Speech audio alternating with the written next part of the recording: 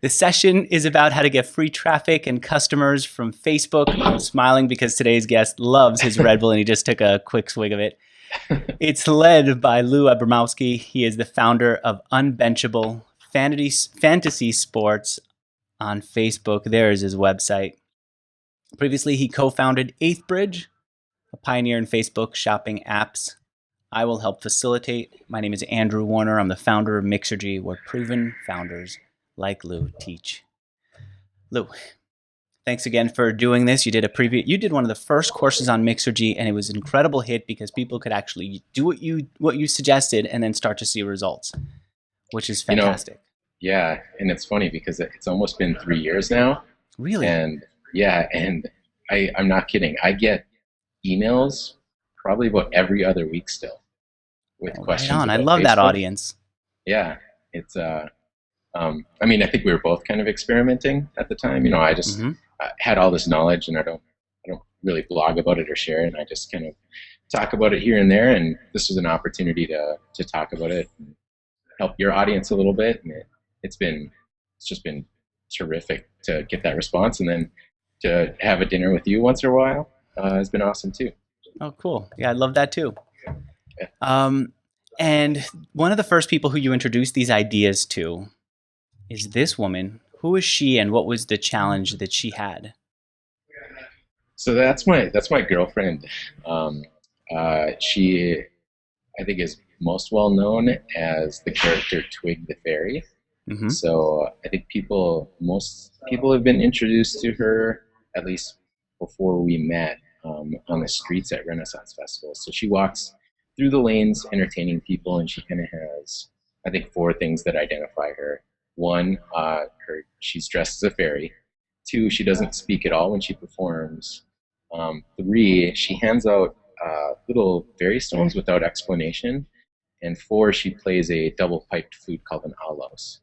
And we started dating, and it's actually kind of funny because maybe 2 or 3 months into dating, I think I actually said to her at some point, the fairy thing's really cute, but you're going to have to get a real job someday. And, not really realizing that she kind of dedicated her entire adulthood to this art and craft. And you were telling her dump it because there's not enough money in it? Yeah, and because, she lived like most artists do, right? For the love of their craft and, trying to make ends meet. And, at that point, I hadn't actually seen her perform. But a couple months had gone by, and because she wasn't performing in the state that I lived in, I went out and saw her perform out at the Colorado Renaissance Festival, and I was just blown away. I immediately said, I was so wrong. You are extraordinarily gifted, and the world needs to find out who you are. And, she's fairly easy on the eyes too, so that obviously doesn't hurt. Yeah. So, at that point, I took some of the stuff that I had just been doing for fun, specifically a lot of Facebook stuff, and it happened to coincide with Facebook launching its Pages product along with the platform. Yeah. And I convinced her. I was like, all right, it's time to, set up your Facebook page. And she said, well, I've got my MySpace, and that's enough work. And I explained, well, that's great, but let's see what we can do with Facebook. I think it's a little bit bigger deal. And it was actually tremendous. The initial response, without having done anything, is that there were quite a few people finding her just organically because they were a fan of hers and they knew who she was. But there wasn't any sort of, I wouldn't say viral growth. So because of everything that you did for her, much of which we're going to cover here in our session today, is she now making money off of this art? Yeah, I'd call it a business with almost too much to do. It's full-on actually, business. Oh yeah. Do you guys reveal? I don't know if you guys reveal what the revenue is, and I don't want to push you to talk about her numbers, but what can you tell us about her measurable success? At the time she was well below the poverty level, and we're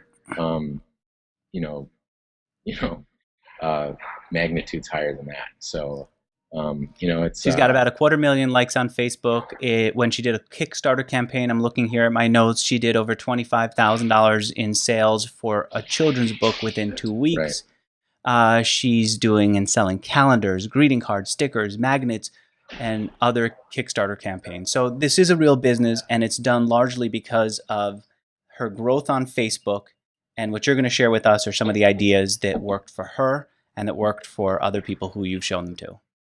Yeah. So, you know, I mean, to, I guess, address exactly what you talked about, a lot of people, I think, and a lot of headlines you'll read, people will tell you that Facebook commerce doesn't work, but um, the proof is in the pudding here. We've done 3 separate crowdfunding campaigns, and almost our entire marketing revolved around her Facebook audience. All And right, that well, Facebook, let's. yeah, those Oh, 3 crowdfunding campaigns, the first one did 15,000, the second one did about 25, and the third one um, landed in, I think, the high 30s. And okay. that's been kind of proportional to her Facebook. All right. Let's take a look and see what other people who are watching us now can do. One of the first tactics that you want to share with us is I call it imitation being a great source of viral content. And one example of that is I tend to think that viral content is so hard to create. But one thing that you did was you went to Reddit once when you had a little bit of writer's block. And what did you find there? you know, Especially early on, I think that it's changing just a little bit now. But initially Reddit had a very kind of core audience that Hmm. didn't have a ton of intersection with Facebook. And I think the one of the things that I realized right away was the content that exists on Reddit, particularly at the time, was stuff that was already socially proven on the front page. Right, you'd already Hmm. proved that this content resonates like extraordinarily well with people, Hmm. and and on top of that, a lot of that content hadn't yet been seen, by people on Facebook. So there's this opportunity to bring, I think, socially proven content that was going to, obviously resonate with people that hadn't been seen before, kind of in another context, I specifically see. So it's Facebook. kind of proven, but within an audience that's not Twig the Fairy's audience, and frankly, at the time, not the general Facebook audience. So before we started, you gave me an example of something that you saw on Reddit, something to do with a giraffe. Do you remember what that was? Yeah, I think it had something to do with just um, it had something to do with like, sorry, I can't talk right now. I'm busy walking my giraffe, And or that something line like that. alone was so fun that people started to upvote it and to share it. Yeah, yeah. So I think there was some sort of an image with it, and um, I used that as a little bit of inspiration for a twig post. And what I tried to do is just take a little bit more of a whimsical take on it, and I just simply replaced giraffe with unicorn. And thankfully, at the time, we had a perfect unicorn picture that we could use, where Twig was pretty much walking her unicorn. It was a And picture of her walking her unicorn. You actually had that already. we did, we already had She it. must have the most So incredible photo shoots that she has a unicorn. yeah, I don't even want to tell you how much we spent on mermaid tails over the years. Really? Oh yeah, yeah. What do you spend on costumes for all these photos? I think the biggest single line item was probably mermaid tails in 2011. Um, but she does a ton of her own work. So Okay. her wings, which I think people will see, are just these gorgeous, gigantic things that you'd expect that she probably orders from somewhere, but she makes them all by hand, and she probably puts 80 hours into every pair that she Here makes. it is, Um, the photo. So there's an example of her and her oh yeah, wings. yeah, And so what you saw was, sorry, can't talk, walking my giraffe. You said, I gotta make it more like Twig the Fairy. Twig is into unicorns. We have a photo of her walking a unicorn or walking with a unicorn in the photo. And so you just repurposed it. Yours was, sorry, can't talk, walking my unicorn. I'm looking here at my notes from your conversation with Jeremy Weiss, who produced this course. You guys got 43,411 people to watch that. And this is one of the earlier posts to yeah, see that. yeah. That was quite a bit ago, and Yeah, the interaction on it was great. Sometimes those things, all it takes is one person with a very, very large audience to Mm-hmm. reshare it. Um, and it just gets triggered and gets shared everywhere. Um, All right. so yeah, I mean, it just kind of hit that wildfire and took off. So a lot of the things that we see that do really well on Twig's page and actually have done well for other people are ideas that were seen on Reddit. You guys also look at Tumblr to see what's popular. You look at StumbleUpon to see what's popular. You look at Pinterest, and you use that to clear the writer's block and to give you ideas that are proven. Absolutely. All right, let's go on to the next big idea, which is to post up to 5 times a day every 4 hours. Last time you were here, Lou, there's a two shot. Last time you were here, you said do it every day. And Yep. so I and many other people started to post every single day. It was tough. So then I started to use an outside program to do it. I think it was Hootsuite. And Hootsuite's post that I scheduled through Hootsuite didn't get the same kind of response. Should we go in and do these manually? My recommendation is that you do. And, I think the last time we talked, your options at the time were, um, you had to go in at the time and actually schedule it or, put it on your calendar and then be ready to go to your Facebook page and update it. Yep. If you wanted to schedule something in the future, you had to use some sort of third-party tool like Hootsuite. Uh, that's changed a little bit, so anybody who owns a page out there can see this. There's a little clock in the corner when you're writing a status update on your Mm-hmm. Facebook page that allows you to schedule it in the future.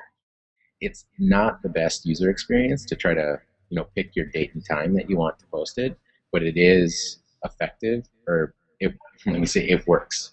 And from my experience and what some other people have reported is the third-party tools that you use to schedule stuff out will get a slightly smaller distribution than any sort of scheduling that you do natively within Facebook. That number is probably getting closer and closer. And at the bottom line, when you have good content, it's always going to do well. But my experience has been by using a third-party tool like that, it isn't quite as effective at getting the growth that you're hoping for or the reach. So even though it's not as user friendly as using a third party tool, you're saying we can post it within Facebook and we can schedule it within Facebook. I'm on the page right now. I don't know how people can see this because it's really small, but in the right underneath where we type in our message is a clock, and Mm-hmm. that's where we would do it. Right. And it's a Okay. drop-down menu. It's not great, but it works. All right. And so you want us to post now 5 times a day, every 4 hours. That is an insane amount of content. How do you know that works? Well, so I love telling this story because I performed a little bit of a social experiment several years Mm-hmm. ago on my Facebook page. After, on my birthday, I got, just as everybody gets, 180 happy birthday messages from cousins I never talked to, people I graduated high school with that Yep. I hadn't Facebook kind talked of to encourages since, them. yeah, since ninth grade. And it occurred to me that these people don't actually know when my birthday is, Mm-hmm. and just because Facebook told them it was my birthday today, that's why they were wishing me happy birthday, not because they cared. And not to sound cynical, but what I ended up doing was changing my birthday to the current day every single day to see how many people would continue wishing me a happy birthday. And at the beginning of it, I kind of made a contract with myself that I would continue to do that until nobody wished me happy birthday.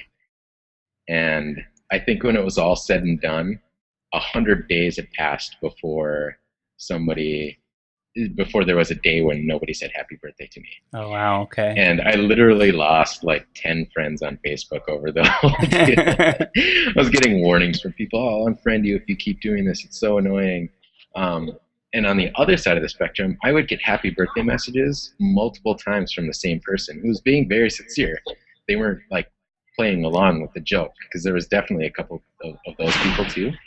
But at the I mean, I was just shocked that not only were people not seeing that it was my birthday every single day, but that there were some people, but that there were some people who wished me a happy birthday and then wished me a happy birthday again 23 days later. I see. All right, So, so you know, that's my, one of many experiments that you've done. right. Uh, I don't know that I'd have the guts to do that to my friends. I'd feel like I don't know. I feel, I guess, a little embarrassed, but it is fun, especially if we could let them in on it afterwards. This is one of the other ways that you tested. Actually, before we go on, I know that I want to keep this short, but how exactly does that help us understand that posting multiple times a day is the right way to go?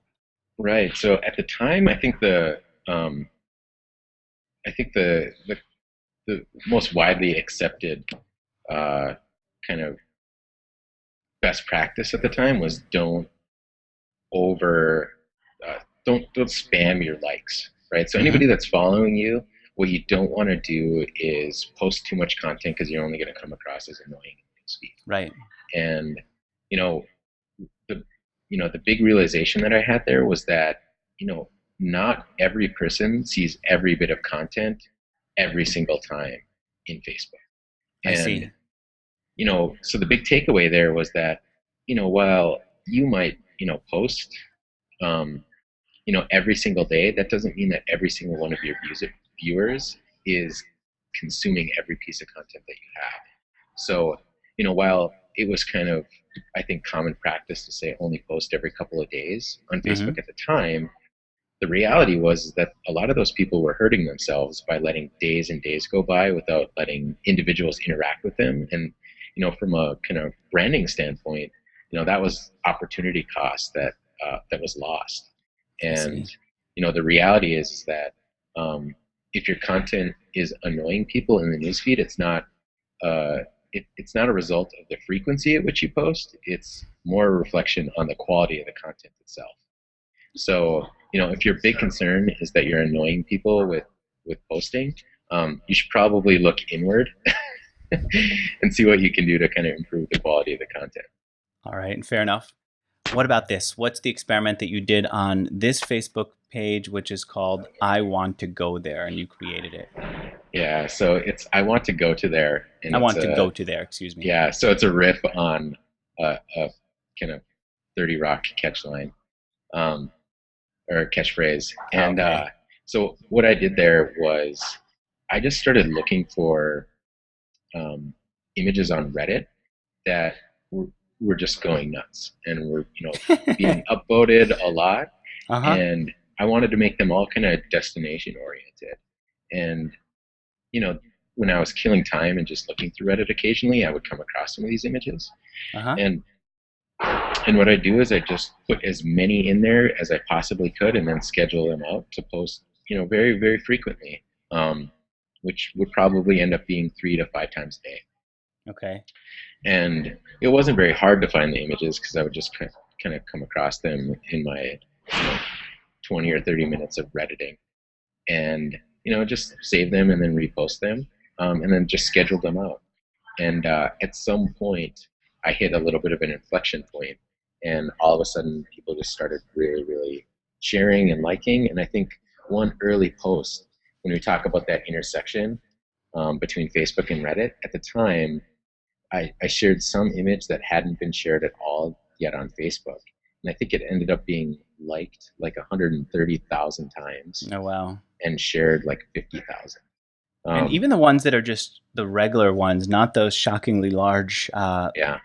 uh, not the ones that have the shockingly large share numbers, they do well. This one over here with the two people in the kayak, 2,700 shares, 70 comments, excuse me, 2,700 likes, 70 comments, 215 shares. And that's fairly common here for you. And so what you're doing there is you're testing on an account that's not yours, not a business account of yours, not your girlfriend's account, a throwaway account, to see how often can you post before you drive people crazy. And the number isn't one a day, it's not one a week, it's multiple times a day. And that's why you're advising us to post up to 5 times every day, about 4 hours apart. Yeah, and the only reason I have that number that low is just level of effort, right? I know that Mm-hmm. there are a handful of other pages that do almost exactly what I do with the destinations there that have Mm-hmm. committed a lot more time than I have, and will occasionally share 40 or 50 images a day. And you'll see 10 posts going out every 5 minutes for an hour. Wow. And they have like 1 million likes, and they'll have individual photos with 10,000, 20,000 likes on it. Okay. All right. I'm going to keep this moving because I know the audience wants it fast, and also I know that you're on a battery. Yeah. So quickly on to the next one. Links stink unless. So first of all, what kind of links stink, and then tell me which ones work. So, any link that you post in Facebook that's by itself. So if you're writing a status message just like you would on Twitter, or it's just textual, you'll find that the reach number on that is very, very small relative to a post that might just be purely text or might just be purely an image. And I suspect that's because any sort of link that goes outward of Facebook's a little bit less interested in distributing that. But I also think that a little bit more fairly, links that people click on to leave Facebook are less interacted with, because after they left Facebook, if they come back, that post might not get commented or liked. So you might get a little bit less interaction with that individual post. And so the way that you do it is this. Not so. Are you pulling it up right now? Yeah, I'm going to pull it up. It's not what I would think, which is text with a link and let even Facebook pick the thumbnail from the link. You do it like this.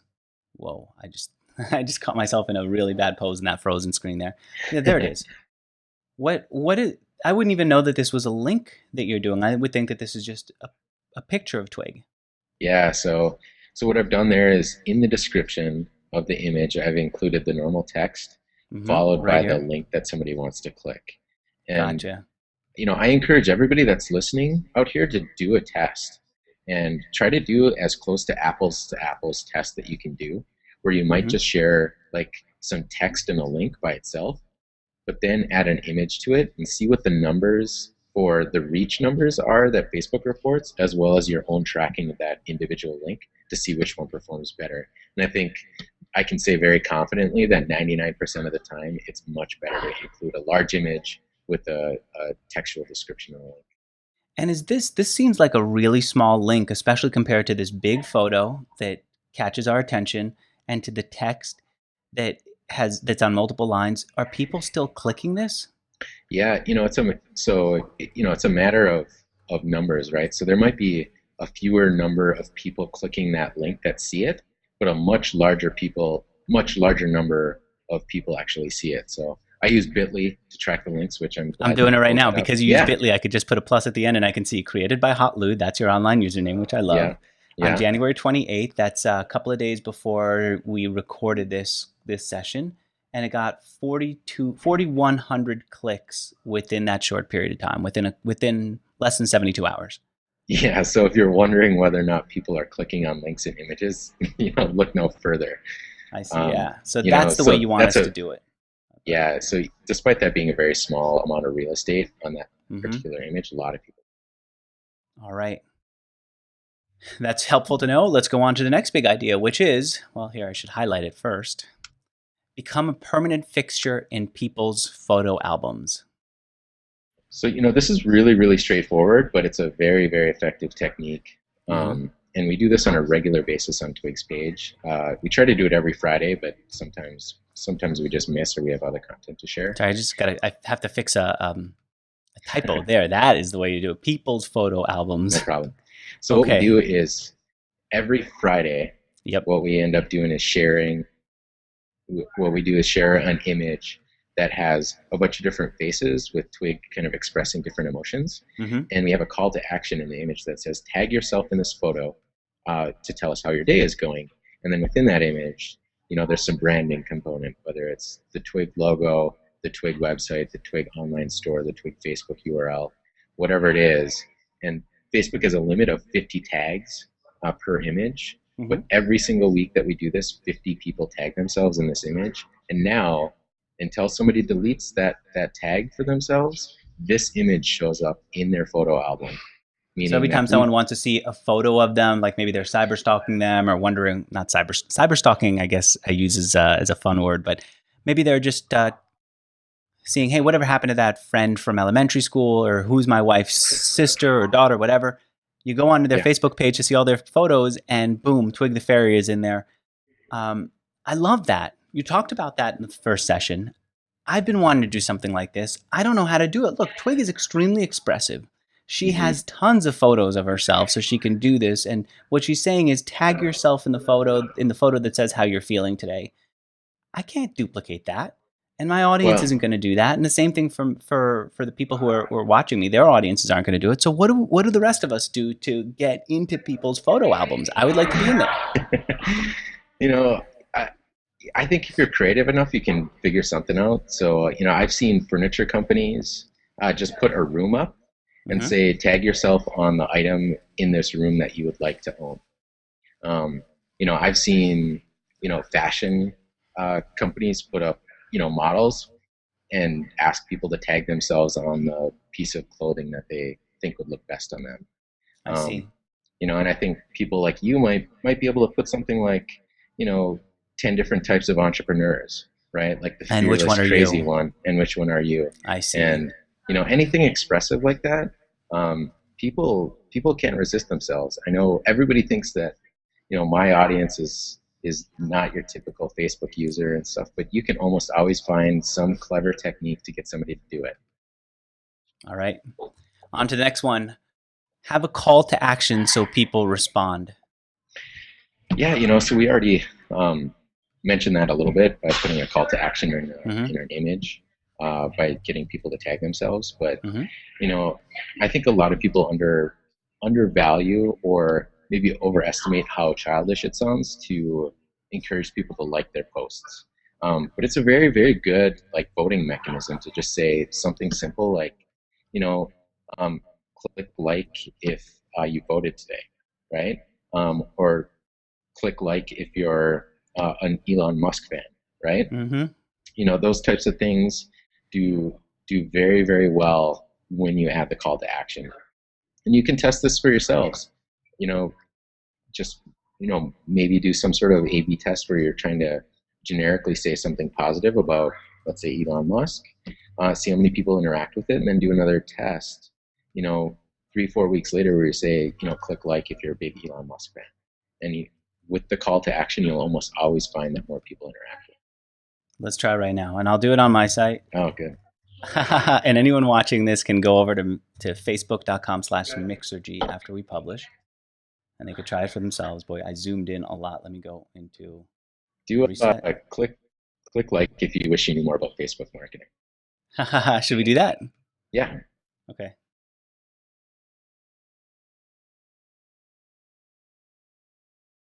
I like that one only because it elicits a little bit of an emotional response.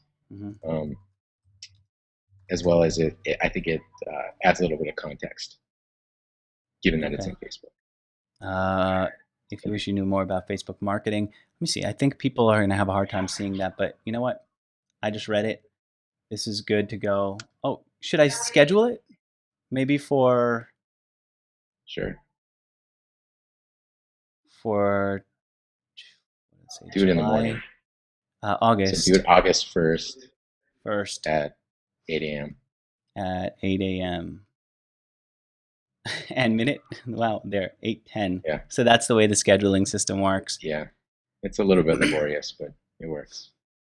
Okay, there it is. Okay, so that's what you want us to do, to not just have a post and hope that people click like. You want us to actually ask for it. Again, Yeah, just get I them did to that. comment when we're First yeah. of all, it worked crazy well.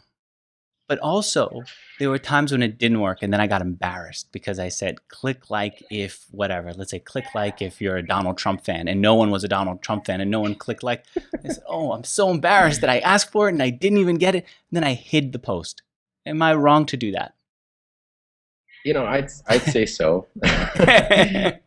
Only Uh because huh. I think you know I just think most of the any post that you put up there, um, as long as you still are aligned with whatever message that you're delivering, I think the content out there it's any sort of interaction that you get with people can be good.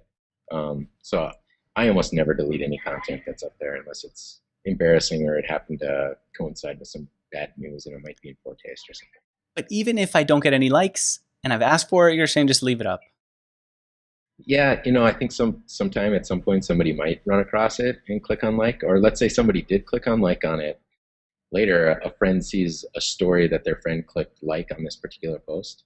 Then they click through to your page to try to find it. And because that post is missing, they land on a 404 page on Facebook. I think Oh, it I just was hide it. I don't delete it. I just hide it from the timeline. okay.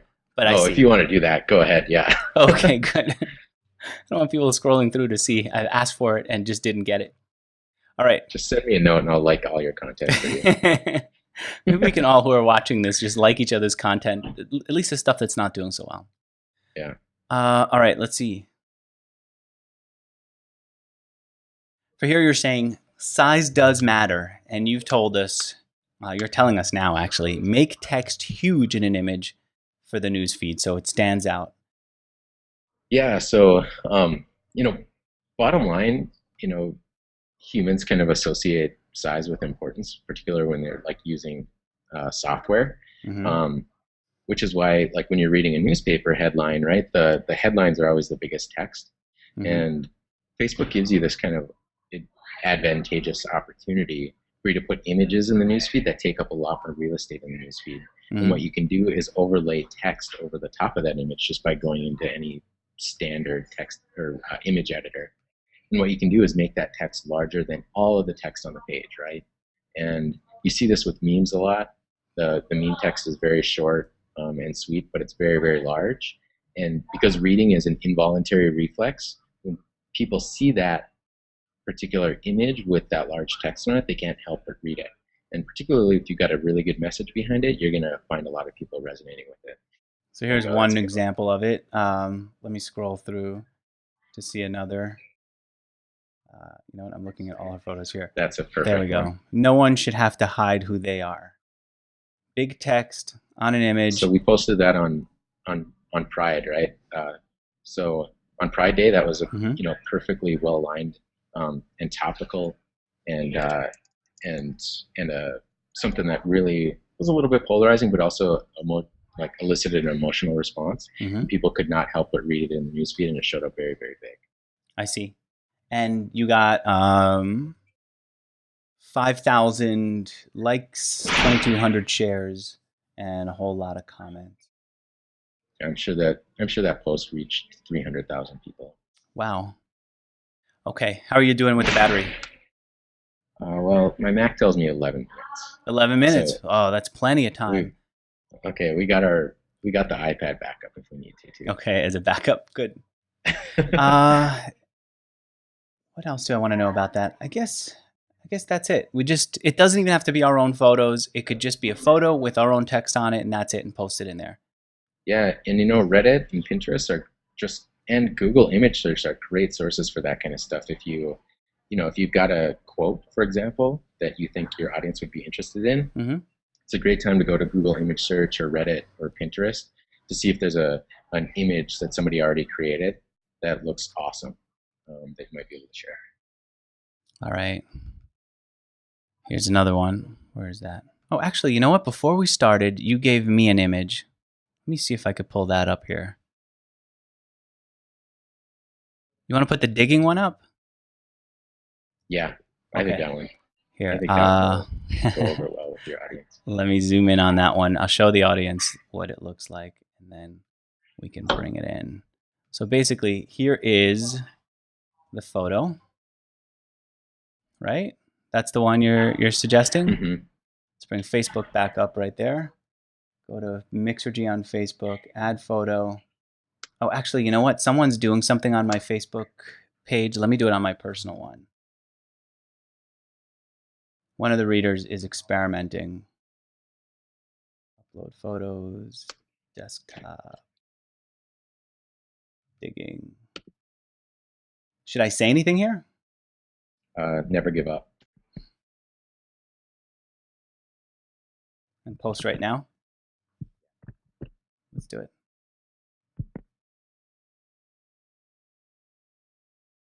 Cool. There you go. Where'd you get that? That one, I think, originally was shared by another Facebook page called Funders and Founders. Okay. And I'm sure they just found it off of Google image search or Pinterest or something. Finally, use fill in the blank or this or that for an easy response. Yeah, the biggest key takeaway here is that, whenever you ask a question or are trying to get people to comment, Mm-hmm. just make the response as simple as possible. So asking closed-ended questions is a terrific way to do that. Um, Meaning, you should ask them, are they, who's a bigger cheater, Ryan Braun or Alex Rodriguez, Okay. right? Don't say who's the biggest cheater in baseball. That open-ended question requires some thought, and even the tiniest little bit of thought sometimes can be the difference between 100 new comments. I see. And fill in the blanks also a very, very good one, particularly if it elicits an emotional response or is a very polarizing issue. Okay. Something, if you can tolerate the politics behind it, anything that is polarizing is a terrific way to get. Do you have one that you've used personally that you can talk about? Twig. We use Twig to push a lot of gay and civil rights. So we get a little bit of negative feedback, but not too much. So I think we've done a couple things like the one that you just saw, like no one should have to hide who they are. But nothing comes to mind. I mean, for fill in the blank, I guess for fill in the blank for us, we could do something like your favorite entrepreneur is _ right? Right. Um, Right. Or a good one I think would be great would be like the new Steve Jobs is blank. Right. I think that would. Okay. Who is the new Steve Jobs? Response. Exactly. Gotcha. Sorry, I'm looking because on the side monitor, I keep seeing people hit the like button and get goofy with it. So we got 6, 7, 8, 9 people so far who hit the like button on that. Wow. And it's been there for 60 seconds, right? Yeah. Or 2 minutes maybe. And Facebook just keeps popping up those little alerts to tell me that people have liked it. So that'll be on my personal page. The text will be on /Mixergy on Facebook. And I'm hoping that people, as they use this, will maybe link it up on in the comments underneath this video. So if you're using any of these, you can just put a link. Actually, the way to get a link on Facebook for any of this stuff, if I'm right, is right by clicking the time underneath. Yep. Yeah. So it's so hard to zoom in properly on this. It's right underneath my name. It says 2 minutes. You right click, you hit copy link address, and then you can use that to share it with me and with other people who are taking the session to show us what you were able to do. Yeah. Cool. All right. So Lou, thank you so much for doing this. And if people want to connect with you, I know that you're hot Lou on a lot of different sites, including is it Facebook? The best way to get a hold of me? Yeah, the best way to get a hold of me is probably hotlou.com, HOTLOU. Feel free to reach out to me on Facebook. It's facebook.com/hotlou. If you want to email me, it's hotlou@gmail.com. There it is. Perfect. There it is. And yeah, I see on here you also have links to your email address. So you're really easy to get a hold of. Much easier even than me. Thank you so much for doing this. It's good to have you back on. Yeah, and a couple quick shout outs. One, I'll be launching a new version of Unbenchable here before the NFL season. I'm really excited for anybody who plays fantasy sports or, casually or seriously. I think this is going to be a really fun thing to play. That's unbenchable.com. Right. And if you go sign up right now, you'll get an email too in about a month with the new stuff that's launching for the NFL. Okay. And just a shout out to my buddies at Storefront. Yeah, let me get you there. Perfect. What does that mean? New York pop-up storefront instead of New York Knicks. So, yeah, the storefront.com is trying to take some kind of extra commercial real estate and turn it into pop-up shops. Mm-hmm. So people who have especially online retail that are trying to make the transition into real world stuff, because 95% of all retail sales are still offline.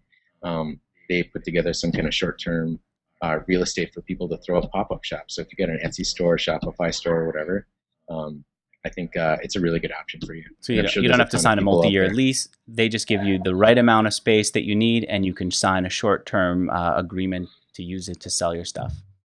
Yeah, check it out at thestorefront.com. Cool. And I don't get anything. It's just some really good buddies of mine. I think they're onto something really cool. Yeah, they're really good people over there. Good friends of mine too.